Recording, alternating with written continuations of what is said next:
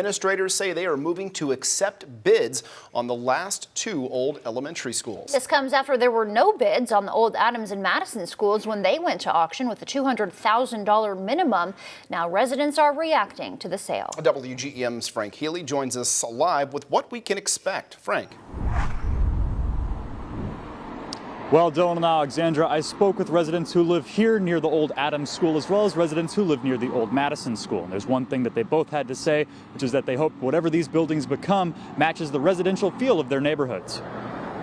Is it going to be residential? Is it going to be business? If it's going to be business, what kind of business? Carrie Bross says she moved next to Madison School when her son was in school so he could be close by. She says now she's hoping new owners for the building don't mean the neighborhood will go in a bad direction. There's already some changes to the neighborhood. I'm just hoping that those changes would continue to be positive rather than negative. And QPS Superintendent Roy Webb says they're hoping to close on both of these schools quickly to save money on utilities over the winter. Adams and Madison are both 40,000 square feet, so to heat them even at a minimal temperature, it's a significant cost to the district.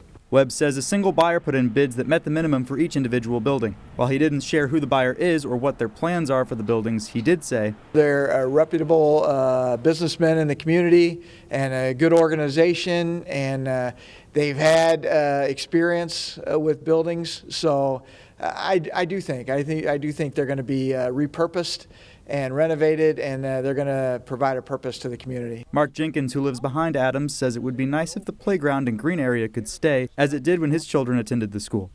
And I'm hoping they'll keep it that way or convert it into something for like a youth center or a senior citizen center or something like that, as long as they can keep it residential. Webb says that the board is expected to accept those bids on Tuesday, and they expect to close the sales by mid to late December. Live in Quincy, Frank Healy, WGEM News. Frank, thanks so much. And Quincy Public Schools auctioned off 3 of the other unused properties. If you remember, late last month, the old Berry Ann School sold for $150,000, while the empty lot nearby sold for $31,000, and the former Ellington Elementary sold for $41,000. New at 6, QPS